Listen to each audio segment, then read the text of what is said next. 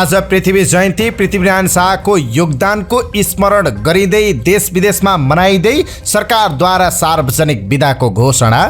प्रधानमन्त्रीलाई प्रचण्ड बहुमत, 2 जना सांसद बाहेक संसदका सबै दलको अभूतपूर्व समर्थन। प्रधानमन्त्रीको भनाई, यो असाधारण समर्थनले म प्रति न्याय भएको महसुस भएको छ।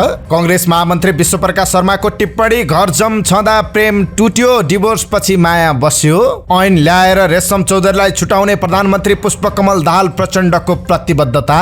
ठूला भ्रष्टाचारमा संलग्नलाई मृत्युदण्ड दिने कानुनी व्यवस्था गर्न सरकारसँग माग। प्रमुख प्रतिपक्ष भनिएको कांग्रेसले नै विश्वासको मत दिएपछि सबैतिर प्रश्न, अब प्रतिनिधि सभाको विपक्षी दल कुन? कानुनविदको भनाई अनि योसँग सम्बन्धित ऐनको दफामा के भनिएको छ, यो सम्बन्धी विस्तृत जानकारी आजको समाचारमा हेर्नुहोस्। कांग्रेस नेता प्रदीप पौडेलको भनाई, कांग्रेस सरकारमा च्याखे थाप्ने काम गर्दैन।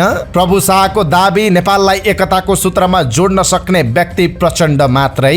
प्रमुख प्रतिपक्षले नै सरकारको समर्थन गरेपछि देश झनै संकटमा जान सक्ने चित्रबहादुर केसीको भनाई। कांग्रेस वरिष्ठ नेता रामचन्द्र पौडेलको स्पष्टोक्ति, ओलीले हाइज्याक गरेको गठबन्धन फर्काउन प्रचण्डलाई विश्वासको मत दियौं। पृथ्वी जयन्तीको पूर्व सन्ध्यामा पूर्व राजा ज्ञानेन्द्र शाहको शुभकामना मन्तव्य, अहिलेको राज्य प्रणाली पुनरावलोकन हुनुपर्छ।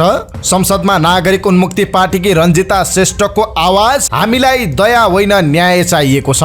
गृहमन्त्री रवि लामिछानेको निर्देशनपछि अवैध रूपमा सञ्चालित 737 क्रसर र बालुवा प्रशोधन उद्योग बन्द। आयात रोकिएपछि साँझ बिहान हुन थाल्यो विद्युत कटौती। नेप्सेमा तीव्र उतार चढाव बीच 21.34 अङ्कको गिरावट। कारोबार रकम 7 अर्ब 65 करोड। सन् 2022 मा इरानमा 500 भन्दा बढीलाई मृत्युदण्ड दिएको तथ्याङ्क सार्वजनिक। भारतीय राज्य कर्नाटकमा हिजाब प्रकरण, सरकारी विद्यालयमा घटे मुस्लिम विद्यार्थी। र स्वास्थ्य सम्बन्धी जानकारीमा आज श्वास गनाउने समस्या र यसको कारक मध्येको एक जिब्रोको फोहोर, जिब्रो सफा गर्ने 8 उपाय, यो सम्बन्धी जानकारी सहित देश विदेशका 35 महत्त्वपूर्ण खबर संक्षिप्त रूपमा लिएर आएका छौं। हाम्रो भिडियो सामग्री अन्तिमसम्म हेर्नुहोला। शुभ प्रभात। इनसाइड नेपाल न्यूजमा यहाँहरू सम्पूर्णलाई हार्दिक स्वागत छ। म सुजन पौडेल। आज मिति 2079 साल पुष महिनाको 27 गते बुधबार, इस्वी सम्वत 2023 जनवरी 11 तारिक। आज पृथ्वी जयन्ती साथै राष्ट्रिय एकता दिवस। दर्शकबिनी, सदाका दिन जस्तै आज पनि हामी देश दुनियाँको ताजा अनि महत्त्वपूर्ण खबर अपडेट सहित तपाईमाझ उपस्थित भएका छौं। तपाईले हाम्रो न्यूज बुलेटिन कहाँबाट हेर्दै हुनुहुन्छ, कृपया आफ्नो गाउँ ठाउँको नाम तलको कमेन्ट बक्समा लेखिदिनु होला। दैनिक रूपमा सत्य अनि तथ्य खबर अपडेटका लागि हाम्रो यस युट्युब च्यानललाई सब्स्क्राइब गर्न नबिर्सिनु होला। साथै प्रस्तुत गरेको सामग्री मन परेको छ भने कृपया हाम्रो भिडियो सामग्रीमा एउटा लाइक अवश्य गरिदिनु होला। आजको समाचार सुरुवात गरौं पृथ्वी जयन्ती सम्बन्धी प्रसंगबाट। नेपाल एकीकरणका अभियन्ता पृथ्वीनारायण शाहको योगदान स्मरण गर्दै आज पृथ्वी जयन्ती मनाइँदैछ। गोर्खाली राजा नरभूपाल शाह र रानी कौशल्यावतीका जेठा छोराका रूपमा विक्रम सम्वत 1779 पुष 27 गते जन्मिनु भएका शाहले 2224 राज्यहरूमा छरिएर रहेका राज्यहरूलाई एकत्रित गरेर आधुनिक नेपाल निर्माण गर्नुभएको थियो। भौगोलिक रूपमा नेपाल एकीकरण गरेकाले शाहलाई राष्ट्र निर्माताको उपमा समेत दिने गरिएको छ। यद्यपि उहाँको आलोचना पनि उत्तिकै हुने गरेको छ। आलोचकहरूले एकल जाति, नस्ल, एकल सांस्कृतिक, एकल धर्म र सम्प्रदायको वर्चस्व स्थापित गरेको भन्दै उहाँ राष्ट्र निर्माता नभएको तर्क गर्नेहरू छन्। पृथ्वी जयन्तीको अवसरमा आज सरकारले सार्वजनिक बिदा दिएको छ। पछिल्लो केही वर्ष यता बिदा कटौती भएको थियो। यस वर्ष राष्ट्रिय प्रजातन्त्र पार्टीले सरकारलाई समर्थन गर्ने शर्तमा पहिलो शर्तका रूपमा आजको दिन अर्थात् पृथ्वी जयन्तीको दिन सार्वजनिक बिदा दिनुपर्ने माग गरेको थियो। प्रधानमन्त्री पुष्पकमल दाहाल प्रचण्डले हिजो विश्वासको मत प्राप्त गर्नुभयो। प्रधानमन्त्री प्रचण्डले विश्वासको मत मागेको सम्बन्धी प्रस्तावको पक्षमा प्रतिनिधि सभाका 275 सदस्य मध्ये 168 जनाले मतदान गरेका थिए। हिजोको बैठकमा 270 जना उपस्थित थिए। प्रधानमन्त्रीलाई उहाँको दल नेकपा माओवादी केन्द्र, नेपाली कांग्रेस, नेकपा एमाले, राष्ट्रिय स्वतन्त्र पार्टी, राष्ट्रिय प्रजातन्त्र पार्टी, जनता समाजवादी पार्टी, नेकपा एकीकृत समाजवादी, जनमत पार्टी, लोकतान्त्रिक समाजवादी पार्टी, नागरिक उन्मुक्ति पार्टी स्वतन्त्र सांसदहरू अमरेश कुमार सिंह, प्रभु शाह र योगेन्द्र मण्डलले पनि मत दिनुभएको थियो। प्रधानमन्त्रीलाई नेपाल मजदुर किसान पार्टीका सांसद प्रेम सुवाल र राष्ट्रिय जनमोर्चाका चित्रबहादुर केसीले भने विश्वासको मत दिनु भएन। प्रधानमन्त्री पुष्पकमल दाहाल प्रचण्डले प्रतिनिधि सभामा धेरै दल र सांसदको समर्थन पाउँदा आफूमाथि न्याय भएको महसुस गरेको बताउनु भएको छ। उहाँले प्रतिनिधि सभा बैठकमा आफूलाई प्रतिनिधि सभाको असाधारण समर्थन र विश्वास प्राप्त भएको भन्दै यो ऐतिहासिक भएको बताउनु भएको छ। सबै दलका नेताहरूबाट असाधारण समर्थन र विश्वास व्यक्त भएको छ। यो ऐतिहासिक छ। यो ऐतिहासिक समर्थनले मलाई निकै ठुलो गर्व र जिम्मेवारी थपिएको महसुस भएको छ र मलाई आज न्याय पाएँ कि भन्ने लागेको छ उहाँले भन्नुभयो। मधेसी आदिवासी जनजाति, दलित, महिला, मुस्लिम, थारू, खसारले सबैको हक, अधिकार, पहिचान र उन्मुक्तिका लागि निकै ठुलो लडाईँ लडेको प्रधानमन्त्री प्रचण्डले बताउनुभयो। आजको समर्थनलाई मैले हाम्रो आन्दोलन र म प्रति ठुलो न्याय भएको महसुस गरेको छु उहाँले भन्नुभयो। अब मेरो अगाडि चुनौती छ, यो न्याय दिने सदन र सबै राजनीतिक दलको विचार र भावनालाई सम्मान गर्नु चुनौती छ। उहाँले आफूले सशस्त्र विद्रोहको रणनीति र कार्यनीति बनाउँदा पृथ्वीनारायण शाहलाई धेरै पढेको बताउनुभयो। सभामुख चयनका लागि माघ 5 गते चुनाव हुने भएको छ। संघीय संसद सचिवालयले सभामुख चयनका लागि माघ 3 गते सूचना निकालेको छ। प्रतिनिधि सभाका सदस्यले आफूहरू मध्येबाट एकजनालाई सभामुख चयन गर्नेछन्। प्रधानमन्त्री पुष्पकमल दाहाल प्रचण्डले विश्वासको मत पाएपछि प्रतिनिधि सभाको बैठक माघ 5 गते बस्ने गरी सकिएको छ। कांग्रेसका महामन्त्री विश्वप्रकाश शर्माले कांग्रेसभित्र फरक मतका बीचमा पनि कांग्रेसले प्रधानमन्त्रीलाई विश्वासको मत दिएको बताउनु भएको छ। प्रधानमन्त्री पुष्पकमल दाहाल प्रचण्डलाई विश्वासको मत दिएपछि उहाँले पार्टीभित्र दुई खाले मत रहेको बताउनुभयो। उहाँले भन्नुभयो, कुनै जोडीले भागेर विवाह गरेपछि दुई परिवारको बीचमा फरक विचार आउँदो रहेछ। बोलाएर टिकोटालो गर्नुपर्छ या पर्दैन भन्ने विषयमा, तर बोलाएर टिकोटालो गरेपछि कुनै न कुनै रूपमा सहभागी हुनुपर्ने रहेछ। घर जम हुँदा प्रेम टुट्यो, डिभोर्स भइसकेपछि माया बस्यो भने जस्तै भयो।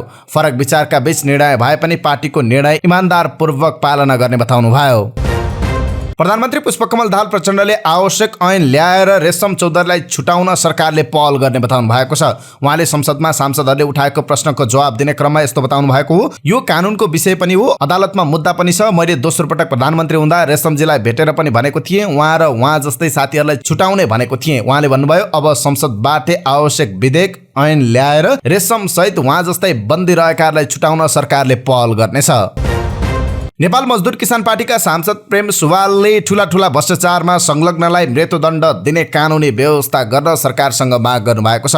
मंगलबार प्रतिनिधि सभा बैठकमा सरकारलाई विश्वासको मत दिने प्रस्तावमाथिको छलफलमा भाग लिँदै उहाँले बलात्कारको जघन्य अपराधमा संलग्न, मानव अधिकारको गम्भीर उल्लङ्घनकर्ता र नेपालको आन्तरिक कुरा विदेशीलाई पुर्याउनेलाई पनि मृत्युदण्डको सजाय दिने गरी सरकारले कानुनी व्यवस्था गर्नुपर्ने बताउनुभयो।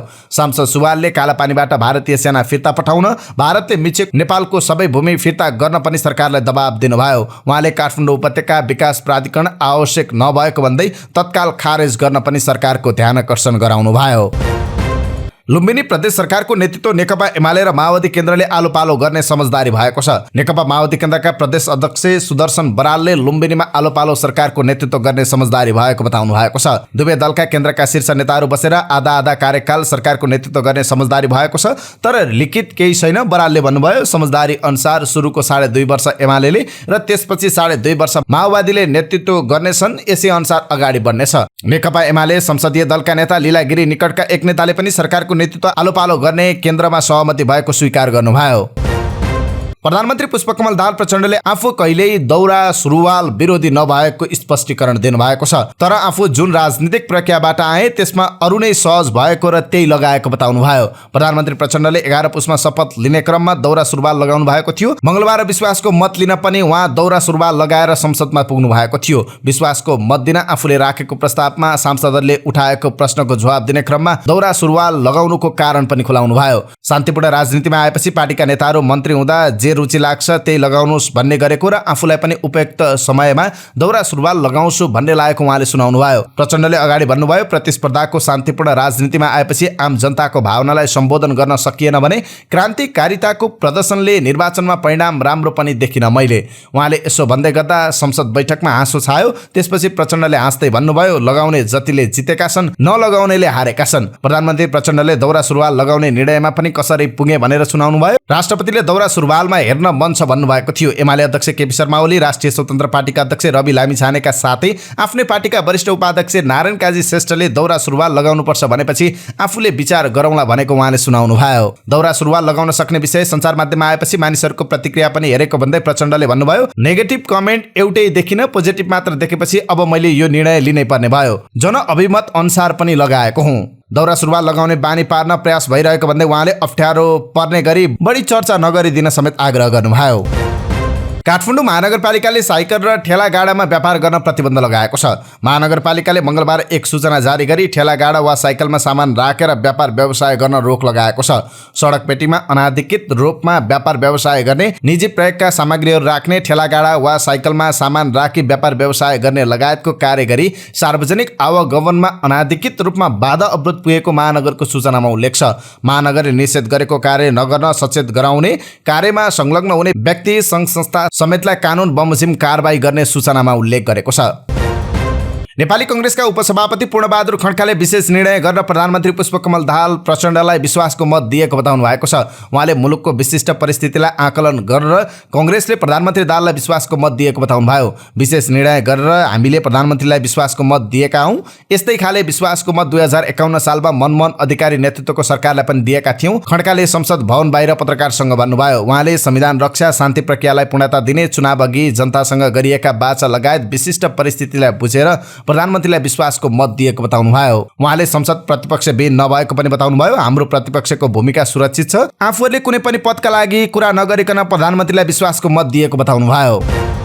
त्यस्तै नेपाली कांग्रेसका सांसद प्रदीप पौडेलले कांग्रेस सरकारमा च्याके थाप्ने नभई प्रतिपक्षमा बस्ने बताउनु भयो। मंगलबार प्रतिनिधि सभाको बैठकपछि सञ्चारकर्मीसँग कुराकानी गर्दै उहाँले यस्तो बताउनु भएको हो। उहाँले प्रतिपक्षमा रहेको दलले प्रधानमन्त्रीलाई विश्वासको मत नदिने भए पनि पार्टीको निर्णयपछि आफूहरूले विश्वासको मत दिएको बताउनु भयो। उहाँले कांग्रेस अझै पनि निरन्तर प्रतिपक्षमा रहने बताउनु भयो। संसदमा हिजो कांग्रेसले प्रधानमन्त्री पुष्पकमल दाहाल प्रचण्डलाई विश्वासको मत दियो। यो सँगै धेरैलाई जिज्ञासा भएको छ, अब को होला त प्रतिनिधि सभाको विपक्षी दल? संघीय संसदका पदाधिकारी तथा सदस्यहरूको पारिश्रमिक तथा सुविधा सम्बन्धी ऐनमा मन्त्री परिषद गठन गर्न समर्थन गर्ने दल विपक्षी दल नहुने उल्लेख छ। यो व्यवस्था हेर्दा कांग्रेसले विपक्षी दलको हैसियत गुमाउने देखिन्छ। सरकार गठन प्रक्रियामा विपक्षमा रहेको नेपाली कांग्रेसले एकाएक प्रधानमन्त्री पुष्पकमल दाहाल प्रचण्डलाई विश्वासको मत दिएपछि कानुन त उसले प्रमुख प्रतिपक्ष दलको हैसियत गुमाएको छ। मंगलबार प्रधानमन्त्री प्रचण्डले विश्वासको मत लिने क्रममा राष्ट्रिय प्रजातन्त्र पार्टी र नेपाल मजदुर किसान पार्टी बाहेक सबै दल र स्वतन्त्र सांसदले प्रधानमन्त्री प्रचण्डलाई विश्वासको मत दिए। प्रचण्डलाई विश्वासको मत दिने घोषणा गरेको कांग्रेसले आफ्नो दल सरकारमा नजाने र प्रतिपक्षमा रहने विरोधाभास युक्त निर्णय लिएको छ। कांग्रेस सभापति शेरबहादुर देउवाले गुण र दोषका आधारमा सरकारको विरोध वा समर्थन गर्ने भने अभिव्यक्ति दिनुभएको छ। तर कानुनी व्यवस्था हेर्ने हो भने सरकारलाई समर्थन नगरेको दलले मात्र विपक्षी दलको मान्यता पाउनेछ। सरकारमा नगएको र विपक्षमा बस्ने अभिव्यक्ति दिएको आधारमा मात्रै कांग्रेसले विपक्षी दलको मान्यता पाउन सक्ने देखिँदैन। संघीय संसदका पदाधिकारी तथा सदस्यहरूको पारिश्रमिक र सुविधा सम्बन्धी ऐन 2073 मा विपक्षी दलको परिभाषा गरिएको छ। ऐनको दफा 2(1) मा भनिएको छ, मन्त्री परिषद गठन गर्न वा मन्त्री परिषद गठन गर्न समर्थन गर्ने दल बाहेक प्रतिनिधि सभा वा राष्ट्रिय सभामा 10% वा सो भन्दा बढी सदस्य भएको दल मध्ये सबैभन्दा बढी सदस्य भएको दल प्रमुख प्रतिपक्ष हुनेछ। यो व्यवस्था अनुसार नेपाली कांग्रेसले विपक्षी दलको मान्यता नपाउने देखिन्छ। संवैधानिक कानुनविद ललित बस्नेतले सरकारलाई समर्थन गर्ने दल स्वतः सत्ता पक्ष हुने बताउनुहुन्छ। प्रधानमन्त्रीलाई विश्वासको मत दिएपछि म विपक्षमा छु भन्नु संसदीय मूल्य मान्यता अनुकूलको कुरा होइन। उहाँले भन्नुभयो, कांग्रेस विपक्षमा रहनुपर्नेमा संसदीय सन्तुलन नै भत्किने गरी सत्ता पक्षमा गयो। अब पनि उसले प्रतिपक्षमा बस्छु भन्न सुहाउँदैन। त्यसो भए अब विपक्षी दल कुन हुन्छ भन्ने प्रश्न पनि छ। यसको निरूपण पनि सोही ऐनले गरेको छ। मंगलबार प्रधानमन्त्रीलाई विश्वासको मत नदिने दल राष्ट्रिय जनमोर्चा र नेपाल मजदुर किसान पार्टीसँग जम्मा एक सांसद छन्। तैपनि यीमध्ये एउटा दल विपक्षी दल हुन सक्ने कानुनी आधार पनि देखिएको छ। ऐनको दफा 2(4) मा भनिएको छ, मन्त्री परिषद गठन गर्न वा मन्त्री परिषद गठन गर्न समर्थन गर्ने दल बाहेकका प्रतिनिधि सभा वा राष्ट्रिय सभामा 10% वा सो भन्दा बढी सदस्य भएको कुनै पनि दल नभएमा प्रतिनिधि सभा वा राष्ट्रिय सभाका लागि सभामुख वा अध्यक्षले तोकिएको दल। कानुनको यो व्यवस्था अनुसार सभामुखले तोकेमा राष्ट्रिय जनमोर्चाका अध्यक्ष चित्रबहादुर केसी र नेपाल मजदुर किसान पार्टीका सांसद प्रेम सुवाल मध्ये एकजना प्रमुख प्रतिपक्ष दलको नेता बन्न सक्नुहुनेछ। सभामुखले दुवैजनालाई आलोपालो रूपमा विपक्षी दलको नेता पनि तोक्न सक्छन्। आगामी दिनमा कुनै दलले सरकारलाई दिएको समर्थन फिर्ता लिएमा र उसँग 10% भन्दा बढी सांसद भएमा विपक्षी दल बन्न सक्छ। प्रधान न्यायाधीश र विभिन्न संवैधानिक आयोगका पदाधिकारी नियुक्ति सिफारिस गर्ने निकाय संवैधानिक परिषदमा विपक्षी दलका नेता समेत सदस्य रहने व्यवस्था छ।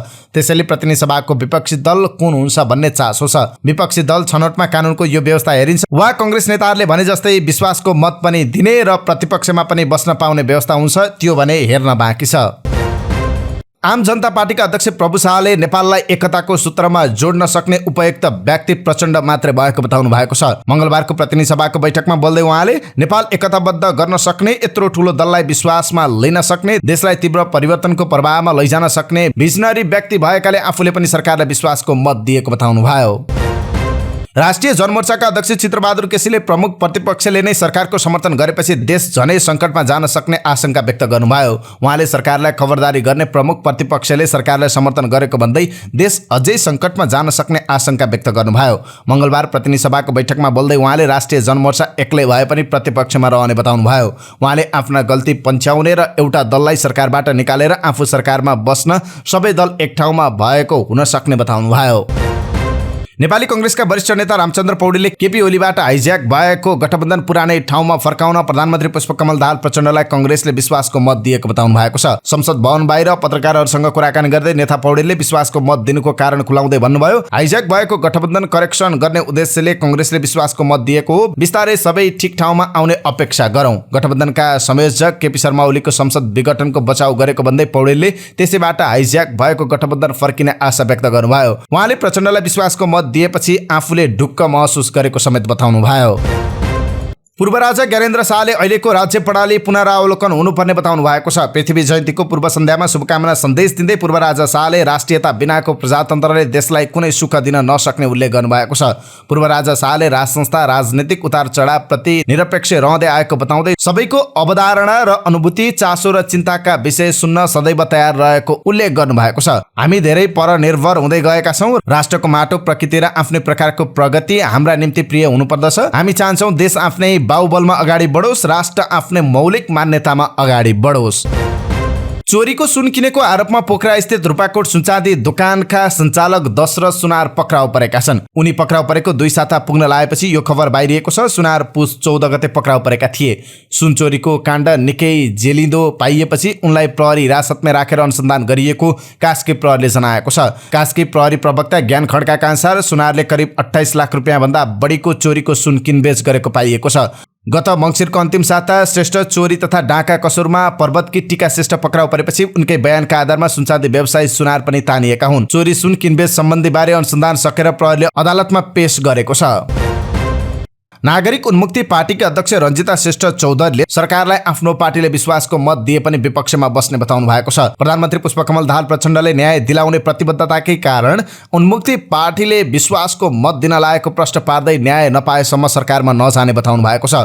सोमबार प्रतिनिधि सभा बैठकमा प्रधानमन्त्रीलाई विश्वासको मतको प्रस्तावको छलफलमा सहभागी हुँदै उहाँले रेशम चौधरी लगायत थारूहरूको रिहाई नभएसम्म आफूहरू प्रतिपक्षमै बस्ने जिकिर गर्नुभयो। उहाँले टिकापुरवासीलाई दया नभएर न्याय चाहिएको भन्दै जतिसक्दो चाँडो न्याय दिन माग गर्नुभयो। उहाँले टिकापुर घटना भइरहँदा घाइतेलाई उद्धार गरेर अस्पताल पुर्याइरहेकाहरू, कपाल काटिरहेकाहरू, तरकारी बेचिरहेकाहरू अनि रिक्सा चलाइरहेकाहरू र स्कुल पढाइरहेकाहरू किन जेलमा छन्, उत्तर चाहिएको छ, उहाँले सम्बोधनका क्रममा भन्नुभयो।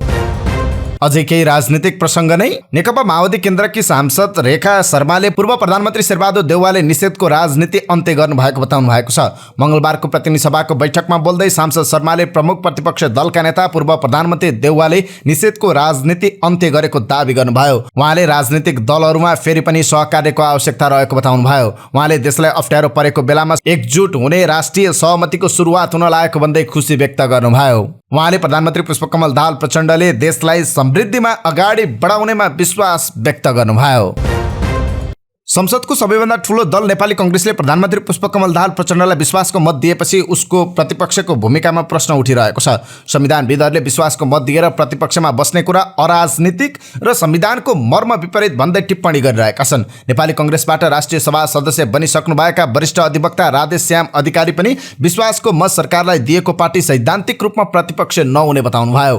राजनीतिक सिद्धान्तको कुरा गर्ने हो भने प्रतिपक्षी दलले सरकारलाई समर्थन गर्दैन। सरकारलाई समर्थन र विश्वासको मत दिएको दल प्रतिपक्ष हुँदैन, तर हामी कहाँ सिद्धान्त भन्दा व्यवहारवादी राजनीति चल्न थाल्यो उहाँले भन्नुभयो। उहाँले संविधान र कानूनले विपक्षी दल भनेको के हो भनेर प्रश्न नपारेकाले पनि यस्तो राजनीति हाबी भएको तर्क गर्नुभयो। संविधान र कानूनमा विपक्षी दलको स्पष्ट परिभाषा छैन। सरकारलाई समर्थन दिए प्रतिपक्ष हुने नहुने भन्ने कतै उल्लेख छैन। खालि एउटा कानूनमा 10% मत नल्याएको दल प्रमुख प्रतिपक्ष नहुने मात्र भनिएको छ। स्पष्ट परिभाषा नभए पनि राजनीतिक सिद्धान्तमा चल्ने भए त्यस्तो हुँदैन थियो। व्यवहारवादी भएपछि यस्तै हो उहाँले भन्नुभयो। त्यस्तै संविधानविद भीमार्जुन आचार्यले कांग्रेसले संविधानको परिकल्पना विपरीत कदम चालेको बताउनुभयो।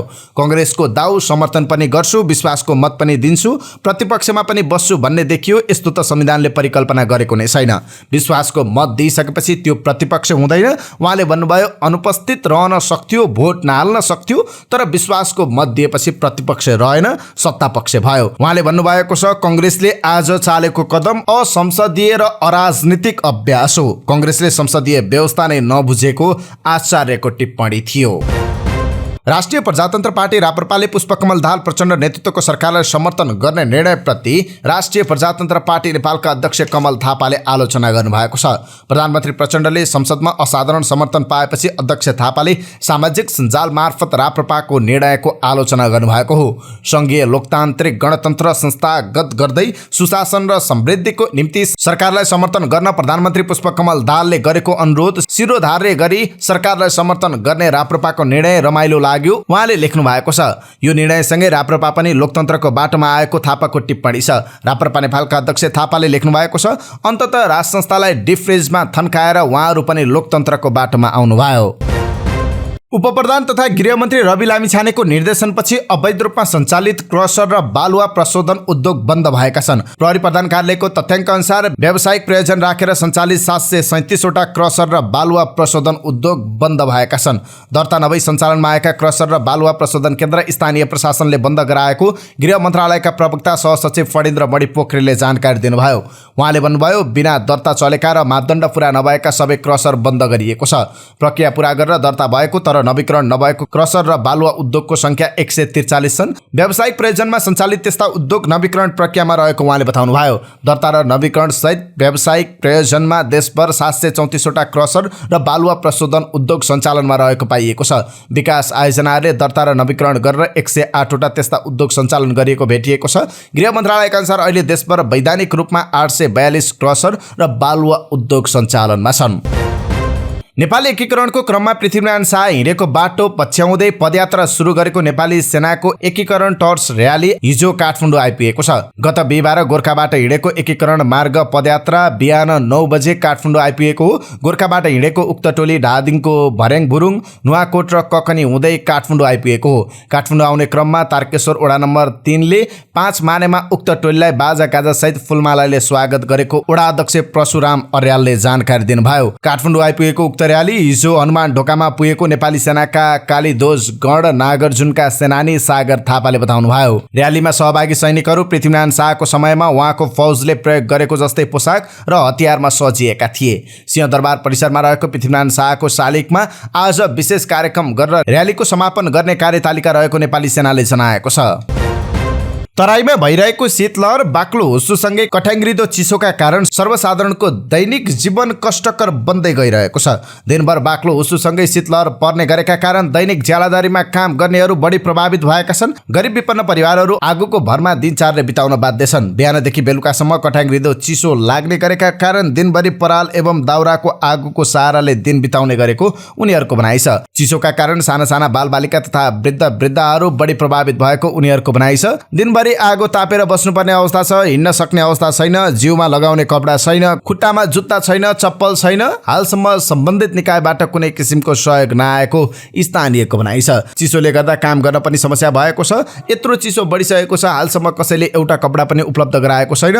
पराल एवं फोहोरलाई जलाएर आगो ताप्दै दिन बिताउने गरेको उनीहरू बताउँछन्। चिसोका कारण बिहानदेखि साँझसम्म काम गरेर साँझ छाक टार्ने गरिब दलित परिवारका सदस्यहरू अहिले दैनिक रूपमा काममा पनि जान नसकेको बताउँछन्। भारतबाट विद्युत आयात प्रभावित भएको भन्दै नेपाल विद्युत प्राधिकरणले देशभरका औद्योगिक क्षेत्रहरूमा दैनिक लाइन काट्न सुरु गरेको छ। बिहारमा बिजुली उत्पादन कटौती भएका कारण बिजुलीको आयात पनि प्रभावित भएको प्राधिकरणको दाबी छ। यसै कारण प्राधिकरणले केही दिनका लागि भन्दै उद्योगहरूलाई जानकारी गराएरै साँझ र बिहानको पिक आवरमा लाइन काट्न थालेको छ। प्राधिकरणले विद्युत कटौती थालेपछि उद्योगहरू मारमा परेका छन्। नेपाल उद्योग वाणिज्य महासंघका पूर्व अध्यक्ष पशुपति मुरारका अनुसार दैनिक 9 घण्टासम्म अघोषित लोड सेडिङ हुन थालेको छ। 24 घण्टा नै चल्ने उद्योगहरू बिजुली कटौतीले प्रभावित भएका छन् उहाँले भन्नुभयो। नेपाल विद्युत प्राधिकरणका प्रवक्ता सुरेश बहादुर भट्टराईले बिहारमा आकस्मिक रूपमा उत्पादन प्रणालीमा समस्या आएका कारण आयात रोकिन पुग्दा समस्या आएको बताउनु भएको छ। प्राविधिक कारण देखाएर स्टेट इलेक्ट्रिसिटीले नेपालले आयात गरिरहेको बिजुली रोकेका कारण उद्योगहरूमा दैनिक 7 घण्टासम्म बिजुली आपूर्ति प्रभावित हुन पुगेको बताउनु भयो। करिब 100 मेगावाट भन्दा बढी बिजुलीको आयात प्रभावित भएपछि उद्योगहरूलाई जानकारी दिएरै विद्युत काट्न थालिएको उहाँले बताउनु भयो। उहाँले भन्नुभयो, बिहारमा प्राविधिक समस्या परेर केही उत्पादन कटौती भएको जानकारी पाएका छौं। केही दिनमै समस्या समाधान भएर बिजुली पूर्ववत अवस्थामा आयात हुन थाल्छ। भट्टराईले भन्नुभयो, यो आकस्मिक रूपमा परेको समस्या हो। जति समस्या भए पनि 2 शिफ्टमा उद्योगलाई चल्न पर्याप्त बिजुली दिन्छौं। बिहान 7 बजेदेखि 11 बजेसम्म र बेलुकी 5 बजेदेखि 10 बजेसम्म भारतबाट भइरहेको आयात प्रभावित भएकाले समस्या भएको उहाँको दाबी छ। त्यसैले उद्योगहरूलाई समस्या नपरोस् भनेर विकल्पहरू हेरिएको उहाँले बताउनुभयो। यो समस्या छिट्टै समाधान हुन्छ। उहाँले भन्नुभयो, पर्याप्त बिजुली ल्याउन बिहारसँग हामी संवाद गरिरहेका छौं। गाईका समीक्षा अधिकारीले आफूलाई हेपिएको भन्दै आक्रोश व्यक्त गरेकी छन्। सामाजिक सञ्जाल मार्फत उनले आफू विरुद्ध अपशब्द बोलिएको बताएकी छन्। उनले कसैको नाम नथोकी आफ्ना विरुद्ध कुरा काट्ने धेरैजना रहेको उल्लेख गरेकी छन्। नबोली बस्दा हेपिरहने भएकाले आफूले यस विषयमा बोलेको समीक्षाको भनाइ छ। कसैले मेरो गीत सुन्नु छैन भने नसुन र मलाई पनि तिम्रो अपशब्द सुन्नु छैन। तिम्रो के खाएकी छु मैले, तिमीले मलाई अपशब्द भन्ने के हक र साइनो छ। उनले भनेकी छन्, एउटा दिदीले भन्नुहुन्थ्यो, जाँड खाएर कुट्ने लोग्नेसँग जाँडै खाएर लड्नुपर्छ। यो कुरा मलाई पनि ठिकै लाग्छ। नबोले त यहाँ हेप्छन्, घस्यौटाहरू मन लागि उठ्छन्। यसै क्रममा उनले सानो उमेरमा छोरी मान्छे बखिनेर ठिक बेठिक छुट्याउन नसक्दा गलत बाटोमा लाग्न पनि सक्ने भावुक सन्देश लेखेकी छन्। यो वास्तविकता समाजले बुझ्नुपर्छ उनको भनाइ छ। सानो उमेरमा छोरी मान्छे बकिन्छन्, राम्रो नराम्रो छुट्याउन जान्दैनन्, मान्छेका जाल झेल बुझ्दैनन्, भविष्यको बारेमा निर्णय गर्न जान्दैनन्। समीक्षाले लेखेकी छन्, देश कस्ता कानुनमा जेलिएको छ भन्ने उनीहरूलाई थाहा हुँदैन। सपनाको दुनियाँमा अगाडि बढ्दा गलत बाटोमा पनि पर्न सक्छन्। समाजले, अभिभावकले यो बुझ्नुपर्छ। शेयर बजारमा तीव्र उतार चढाव बीच बजार परिसूचक नेप्से 0.96% गिरावट भएर बन्द भएको छ। साताको तेस्रो कारोबार दिन मंगलबार बजार परिसूचक नेप्से 79.42 अङ्कको उतार चढाव हुँदा कारोबार रकम पनि बढेर 7.5 अर्ब आएको छ।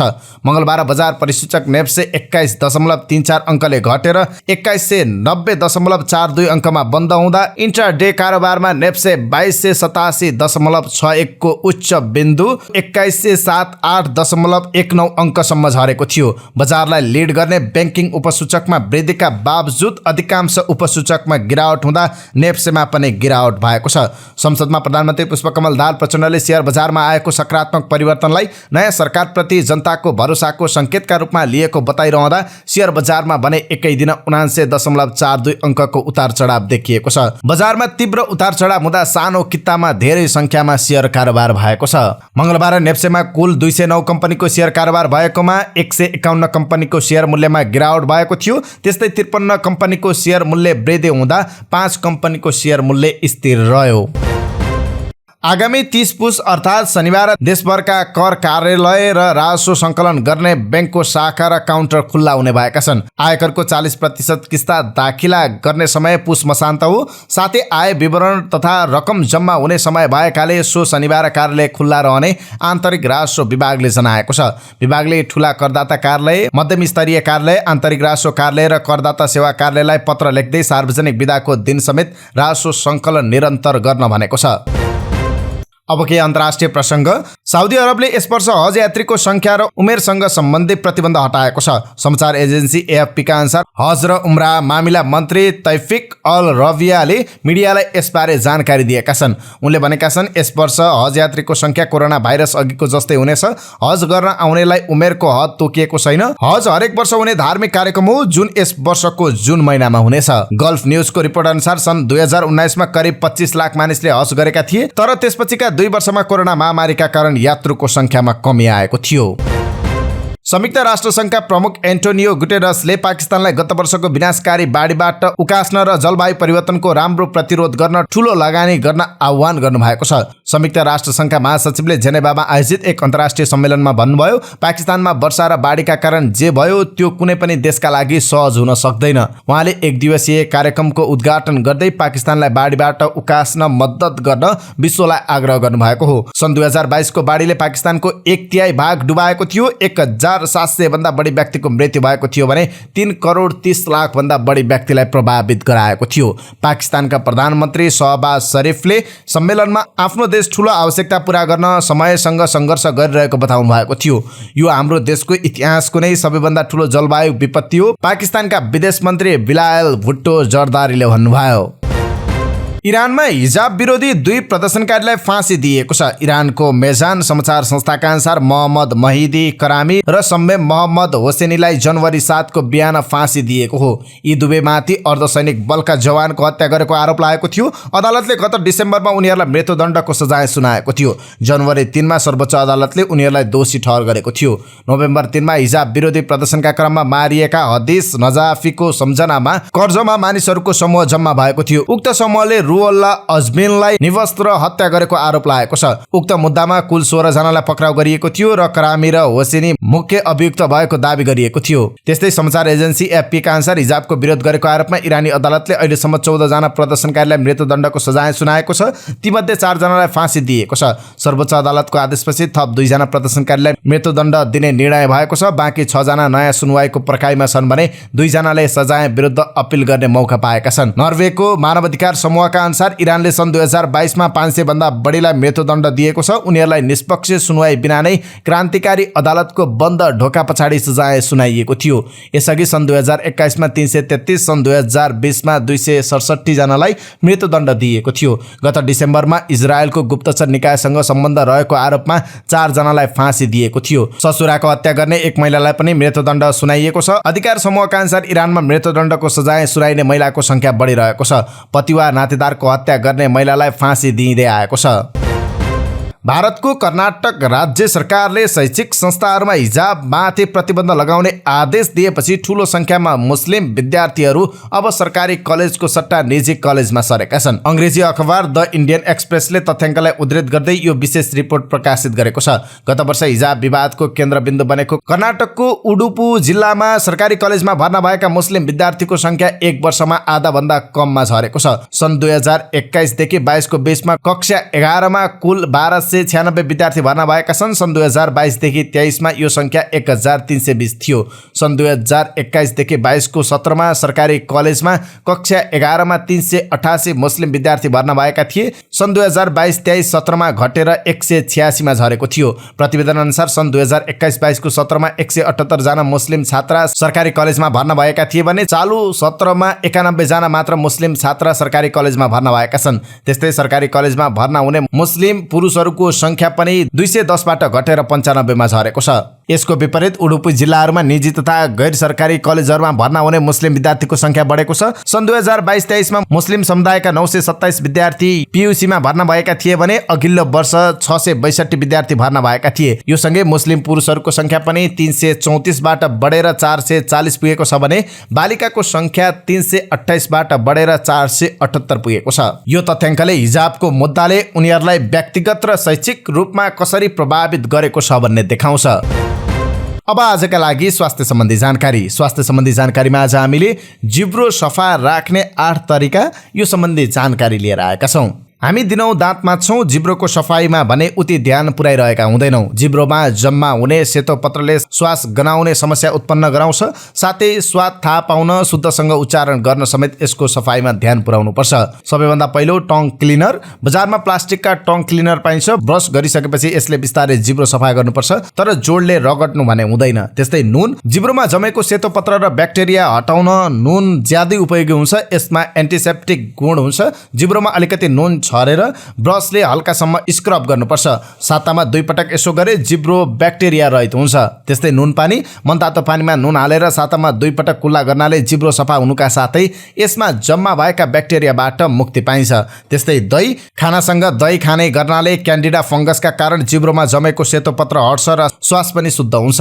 त्यस्तै भेजिटेबल ग्लिसरिन, मुख सुक्खा हुँदा जिब्रो फोहोर हुने र श्वास गनाउने हुन्छ। यसबाट मुक्ति पाउन बजारमा पाइने भेजिटेबल ग्लिसरिन ल्याएर जिब्रोमा अलिकति हाली ब्रसले हल्का रगटेर मनतातो पानीले कुल्ला गर्नुपर्छ। दिनमा 2 पटक यसो गर्नाले जिब्रो सफा हुन गई त्यो गुलाबी रङको देखिन थाल्छ। त्यस्तै बिहान ब्रस गर्नुअघि नरिवलको तेल मुखमा हालेर केही समयसम्म कुल्ला गर्नुपर्छ। त्यसपछि मनतातो पानीले कुल्ला गर्नुपर्छ।